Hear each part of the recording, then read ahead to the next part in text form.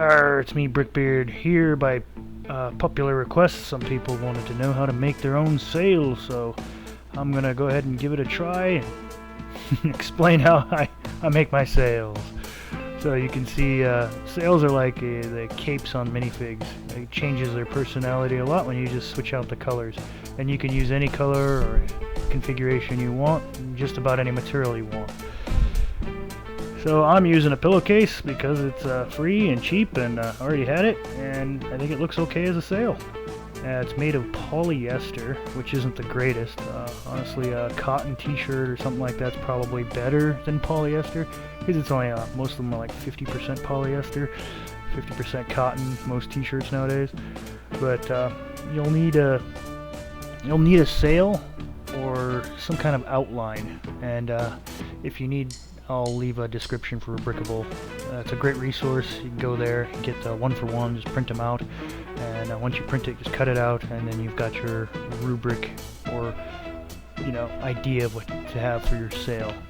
So I have some of these other kits with some spare sails, and I just didn't like the colors, or I liked how certain sails were, and I have this really cool one that is like a 3-part sail, but it's in one solid piece, so it looks like it's bellowing in the wind. That's the one I'm going to use for this. And I'm going to use this pillowcase and a pen just to show how easy all this is. So all you really need is the material, a pen, a Bic lighter, or penkin shears. So if you need any of these things, penkin shears just makes things easier. It stops the material from fraying because it cuts them at weird angles so the materials don't fray as badly. If you want to get fancy with it, you can bend the edges over and go ahead and sew, but as you can see here, I'm just going to go ahead and grab a pen and start tracing out where the holes are, and then that's just kind of where I push it. You gotta try to press out these wrinkles or whatever you have. If you have your own sail, if you have a piece of paper, it's pretty easy. Just push it against the fabric.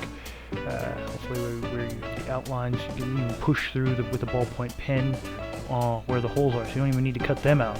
You can just print that on a regular piece of computer paper and push through it, and then you'll have your little area where the holes are.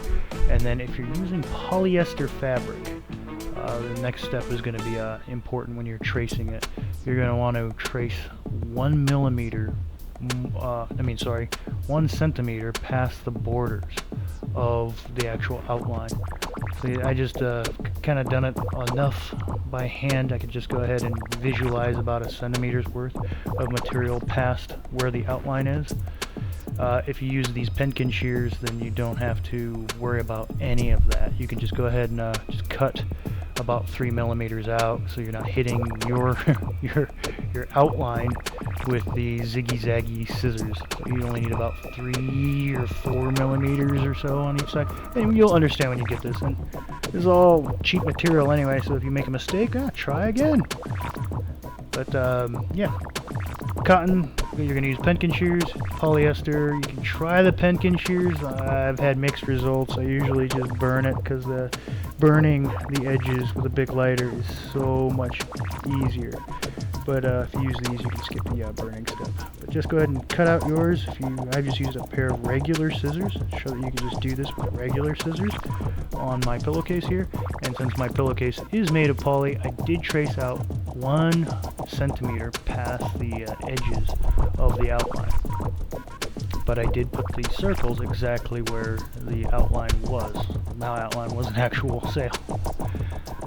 Now you just go ahead and take your little Bic lighter and then start burning the edges. I'm blowing it out, so that's where the flame is going out. You're not probably seeing that on the camera. And if you notice, the material, it shrinks fast. So just you have to get used to that. If you start burning it, you don't want it to burn too much at edges. But this is why you have that 1 centimeter gap between the outline and where you actually cut the material. It's to count for this shrinkage. The hardest part are going to be the tiny area where the pinholes are. You'll have to fold them,